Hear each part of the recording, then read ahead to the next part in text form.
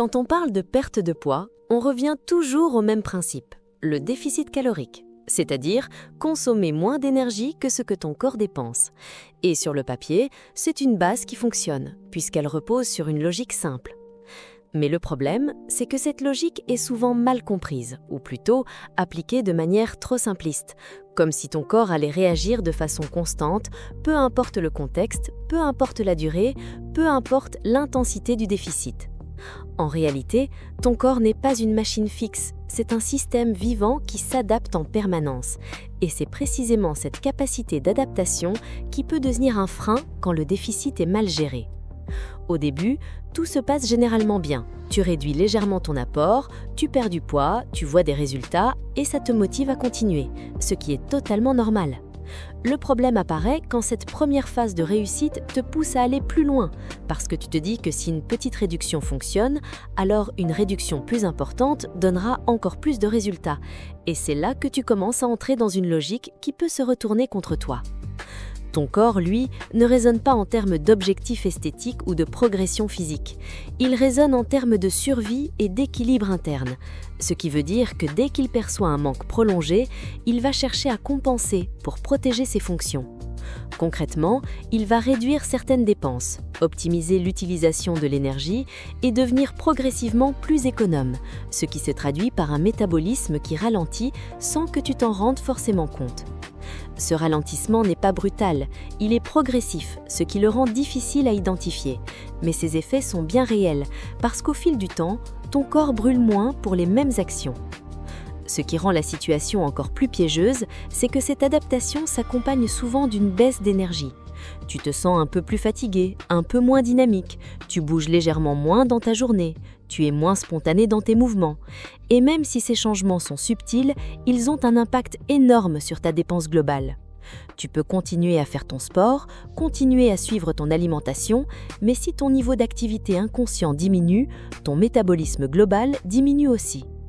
C'est souvent à ce moment-là que la stagnation apparaît, et elle est particulièrement frustrante parce que tu as l'impression de faire tout ce qu'il faut sans obtenir les résultats attendus.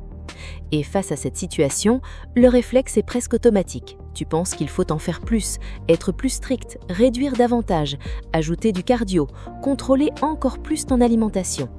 Mais ce réflexe, aussi logique qu'il paraisse, entretient en réalité le problème. Plus tu renforces la restriction, plus ton corps s'adapte dans le sens opposé, en ralentissant encore davantage pour préserver l'énergie dont il dispose. C'est un cercle qui se met en place et dans lequel beaucoup de personnes restent coincées pendant longtemps en pensant qu'elles manquent de discipline, alors qu'en réalité, elles en font déjà trop. Il y a aussi un aspect qu'on néglige souvent, c'est l'impact sur ton état mental. Une restriction constante demande de l'attention, du contrôle et finit par créer une forme de tension qui influence ton comportement, ton rapport à la nourriture et même ton niveau de stress. Or, un corps soumis à un stress régulier, qu'il soit physique ou mental, ne va pas chercher à optimiser sa dépense énergétique, il va chercher à se protéger. Tout ça fait que tu te retrouves dans une situation où tu manges peu, tu es fatigué, ton corps est en mode économie et ton métabolisme tourne au ralenti, ce qui donne l'impression que rien ne fonctionne. Et c'est là qu'il faut changer de perspective. Le déficit calorique n'est pas le problème, c'est un outil, mais comme tous les outils, il peut être mal utilisé. Un déficit trop agressif, trop long ou mal adapté à ton mode de vie va forcément déclencher des mécanismes d'adaptation qui ralentissent ton corps. Ce que tu dois viser, ce n'est pas le déficit le plus grand possible, mais le déficit le plus intelligent. Un déficit qui te permet de progresser sans sacrifier ton énergie. Un déficit que ton corps peut tolérer sans se mettre en alerte.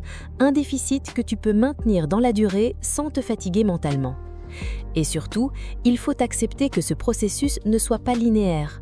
Il y a des moments où il est plus efficace de stabiliser, de redonner un peu d'énergie à ton corps, de sortir temporairement de la restriction pour permettre à ton organisme de retrouver un fonctionnement plus normal. Ce n'est pas reculer, c'est souvent ce qui permet d'avancer à nouveau. Parce que ton métabolisme a besoin de se sentir en sécurité pour fonctionner correctement. Il a besoin de comprendre qu'il ne manque pas en permanence. Et c'est cette sensation de sécurité qui lui permet de maintenir un bon niveau de dépense. Au final, le vrai piège du déficit calorique, ce n'est pas le déficit lui-même, c'est l'idée qu'il faut toujours aller plus loin, toujours réduire davantage, toujours être plus strict, alors qu'en réalité, c'est l'équilibre qui fait la différence. Un corps bien nourri, avec suffisamment d'énergie, fonctionne toujours mieux qu'un corps en restriction permanente. Et si tu veux avancer sur le long terme, il faut sortir de cette logique du toujours moins et commencer à construire quelque chose de plus stable, de plus durable et surtout de plus intelligent.